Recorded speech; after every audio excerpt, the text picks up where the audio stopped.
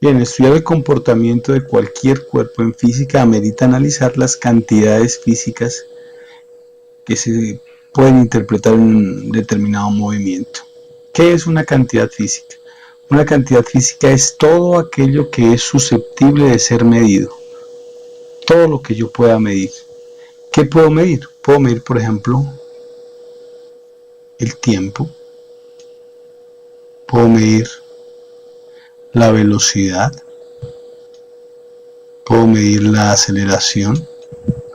Puedo medir la fuerza. Puedo medir la energía.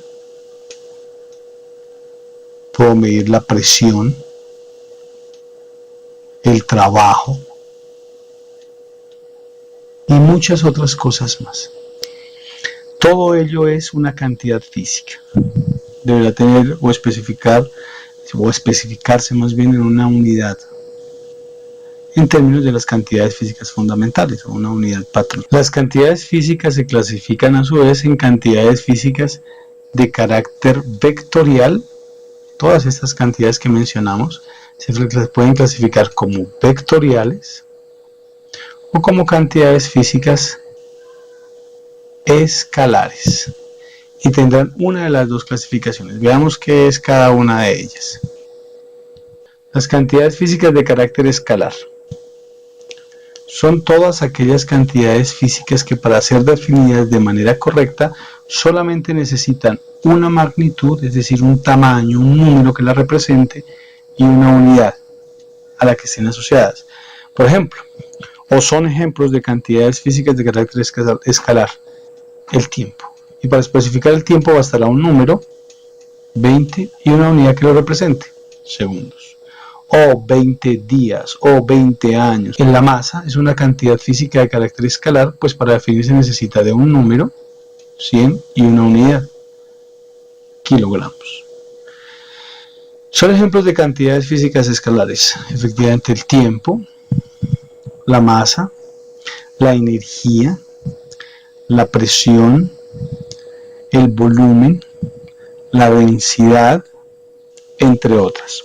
Recuerden que lo único que necesitan es una magnitud y una unidad. Con eso es suficiente para ser definido. Algunas cantidades físicas de carácter escalar no necesitan de una unidad. Algunas, como por ejemplo el coeficiente de rozamiento, que será el elemento que analicemos después. Las cantidades físicas de carácter vectorial son un tanto más interesantes. Esas cantidades físicas deslizan porque no es suficiente una magnitud y una unidad, sino que necesitan algo más para definirse. Y ese algo más es una dirección, es decir, que debe aclararse hacia dónde va dirigida tal magnitud. Por ejemplo, la fuerza es una cantidad física de carácter vectorial. Esa flechita arriba significa que se trata de un vector. ¿Por qué?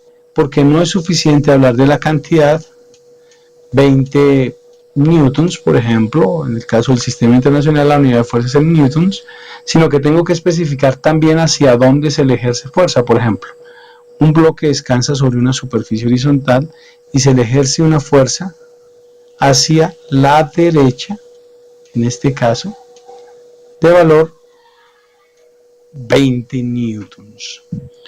Una fuerza hacia la derecha. O podría aplicarle la fuerza hacia abajo. O podría aplicarle la fuerza en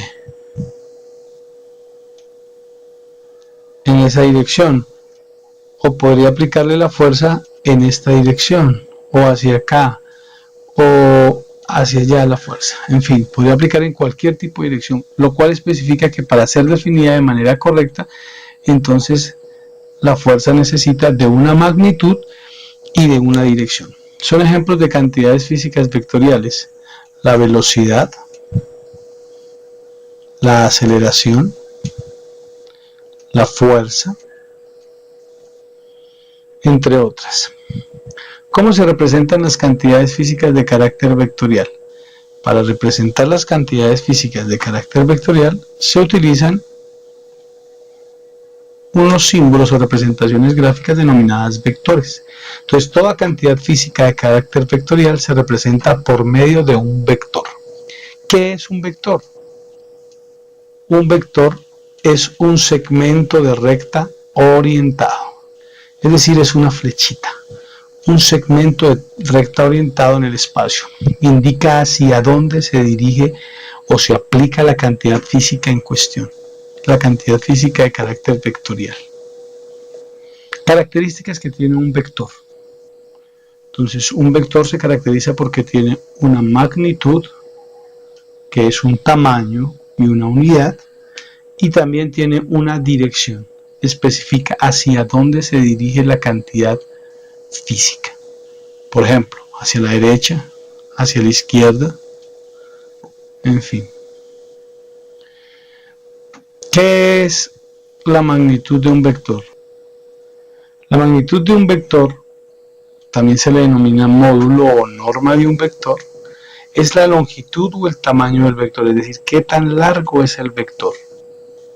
¿Qué tan largo es el vector? Y esa medida pues se hace desde el origen o punto de referencia o de aplicación hasta su extremo. Se mide en unidades referidas a la cantidad física que se esté estudiando. Por ejemplo, si es un vector desplazamiento, entonces las unidades estarán en metros. Si es un vector velocidad, entonces las unidades estarán en metros sobre segundo. Si es un vector aceleración, sus unidades en metros sobre segundo cuadrado. Si un vector fuerza, sus unidades estarán en newtons, si se tratara del sistema internacional. ¿Y qué es una dirección? ¿O a qué hace referencia la dirección cuando se analizan vectores? Es justamente a el ángulo posiblemente referido a un sistema de coordenadas en el que está dirigida tal fuerza o tal cantidad física de carácter vectorial. Usualmente ese ángulo siempre se mide respecto al eje X positivo, y recordemos que en sentido antihorario los ángulos se miden positivos, pero si el vector se mide en sentido horario, los ángulos deberán ser negativos. Puede utilizarse para especificar la dirección de un sistema de coordenadas, puede ser cartesiano, en el caso denominado X, Y, Z, o polares R, θ, Z, o esféricas R, θ, φ. Nuestro punto de interés primordial será el asociado a las cantidades físicas que podrán expresarse en coordenadas cartesianas.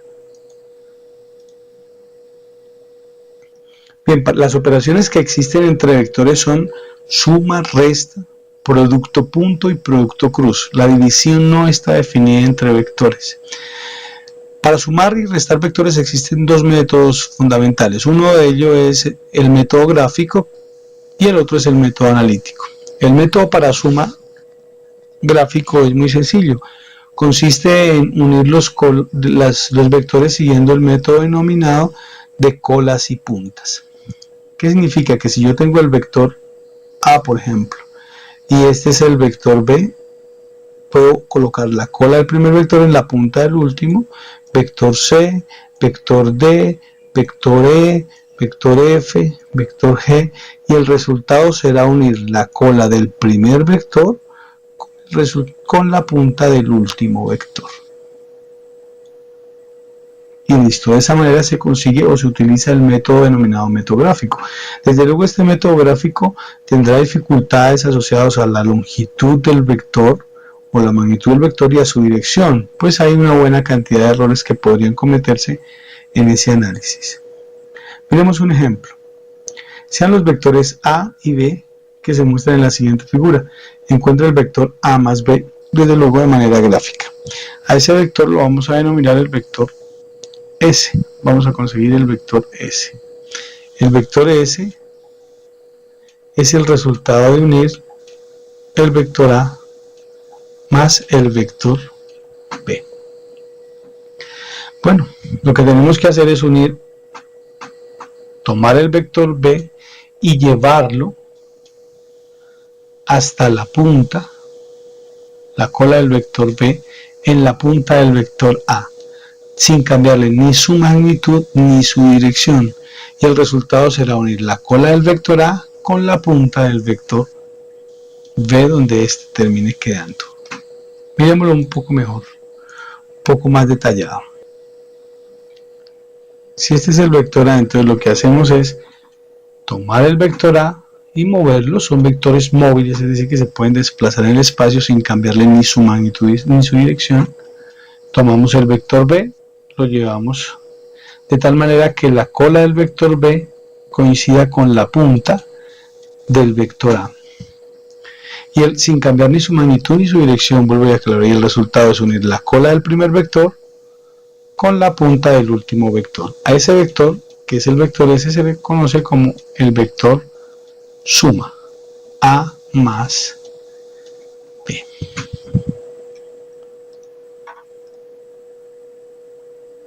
Componentes rectangulares de un vector. Estas componentes rectangulares se aplican en el escenario de que se pretenda hacer un análisis formal acerca del comportamiento de la cantidad física vectorial. Para ello vamos a suponer que el vector únicamente se expresa en coordenadas cartesianas, es decir, la componente X y la componente Y. Esta es la norma del vector. El vector completo es el vector B, que tiene cierta magnitud y tiene un ángulo director que lo dirige.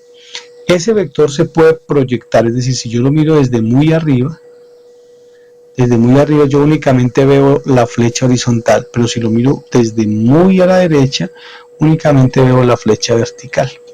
Esas son las proyecciones de que hablamos. Esto es un triángulo rectángulo. Entonces necesitamos solucionar el triángulo rectángulo. Solucionar el triángulo rectángulo implica conocer los catetos. ¿Cuál es el valor de este cateto? Que lo vamos a llamar Phi en Y, que es este mismo cateto. ¿Y cuál es el valor de este cateto? Que es este mismo de acá. Es que lo que tenemos acá es un rectángulo y el vector B es la diagonal de ese rectángulo. Bien, para ello necesitamos las funciones trigonométricas básicas. Para calcular BY debemos saber que el vector BY es opuesto al ángulo.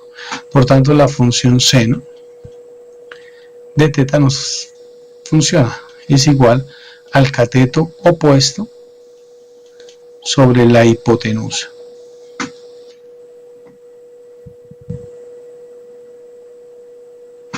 Coseno de teta por definición es cateto adyacente sobre hipotenusa. Tangente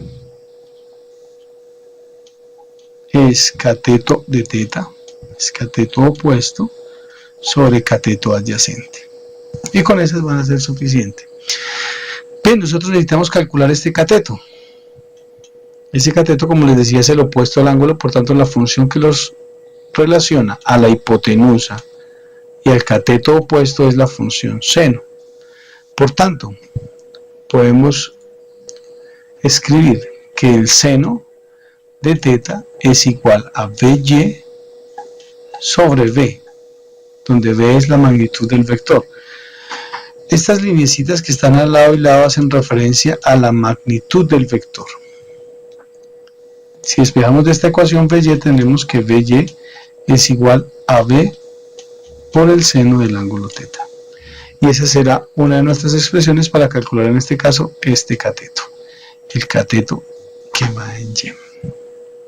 Pero si queremos calcular X, entonces la función que nos sirve es la función coseno. Coseno de teta, hemos dicho que es cateto adyacente, en este caso Vx, sobre hipotenusa, que en este caso es la norma del vector velocidad, que es, o del vector v, que es v.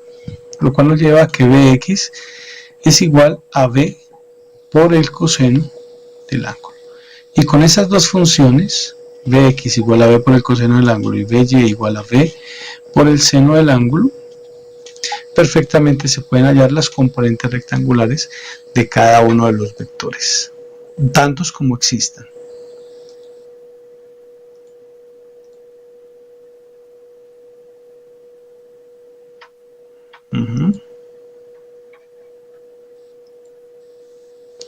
Bien, esta última ecuación que aparece aquí es el teorema de Pitágoras, que dice que la hipotenusa al cuadrado es igual a la suma de los cuadrados de los catetos. Y esta es la definición de tangente, para calcular el ángulo en caso tal que tengamos X y Y.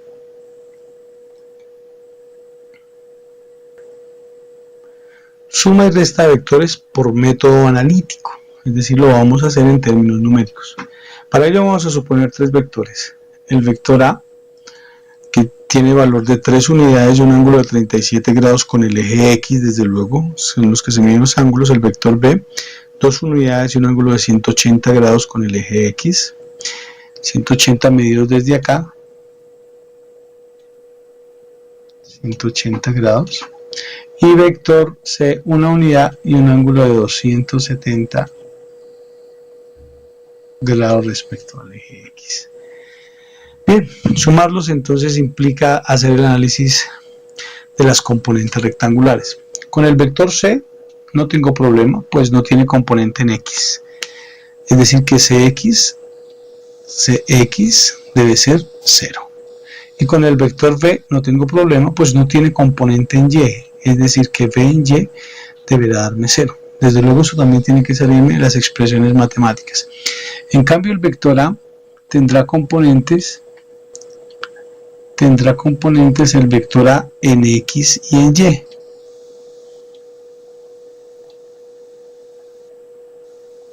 Componente en X y una componente en Y, como lo acabamos de analizar.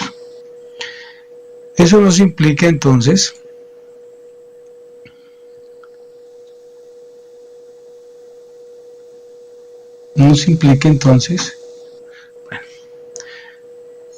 que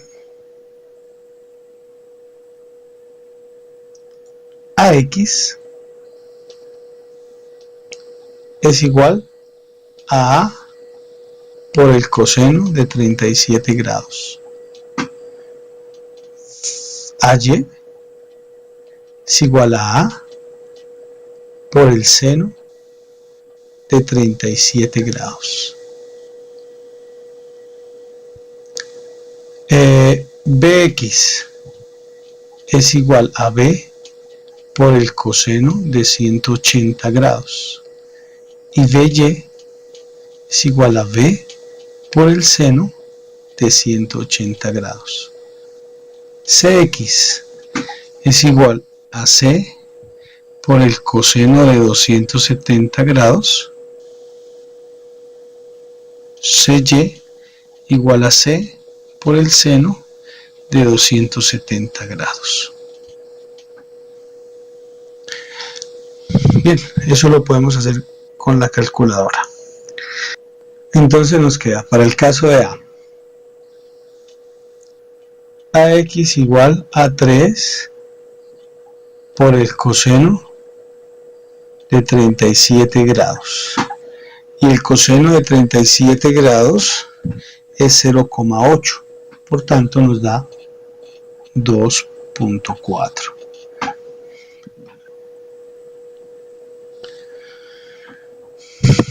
Pues 3 por 0,7982, es decir 0,8.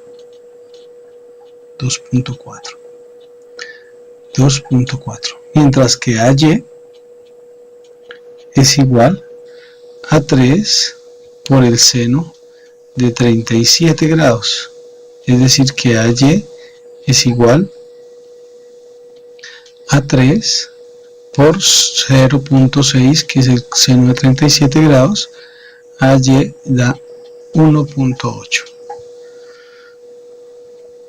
Positivos los dos.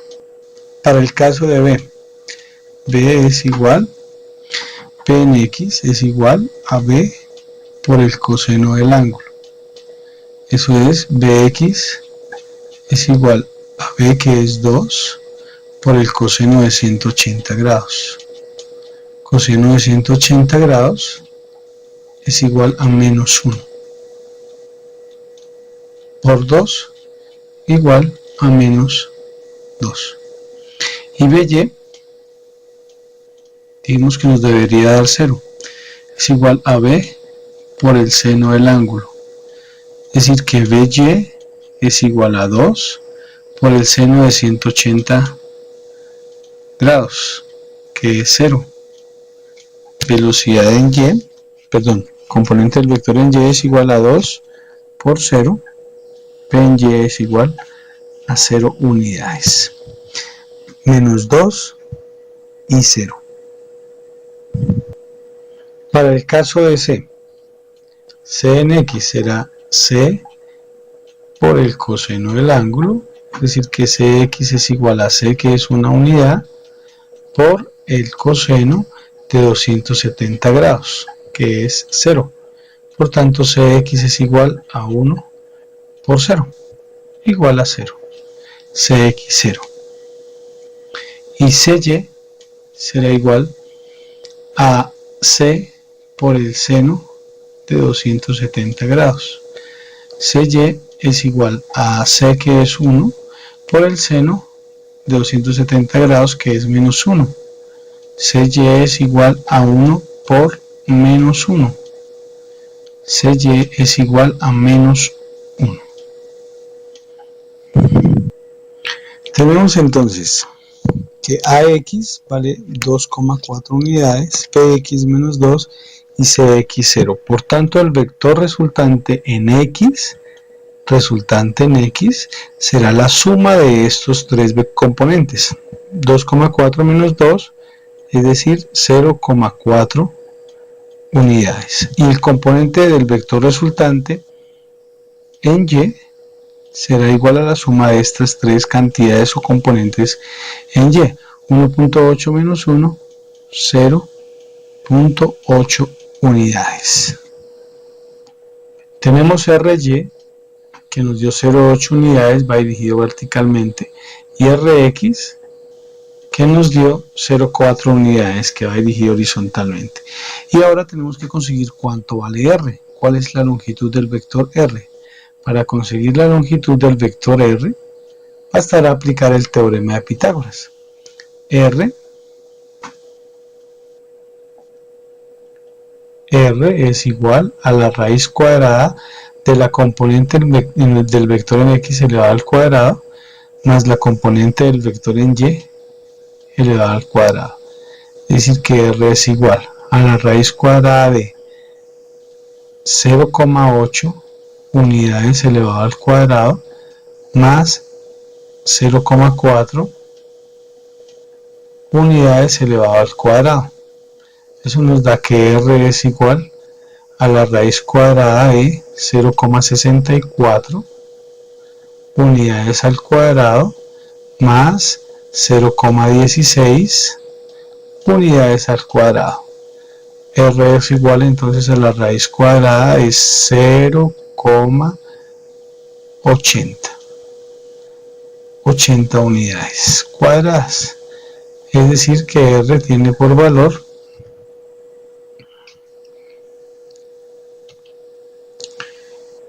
0.8 raíz cuadrada.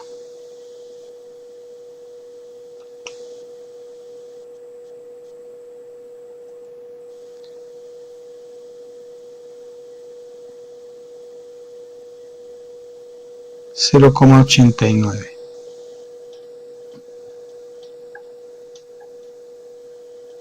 Unidades.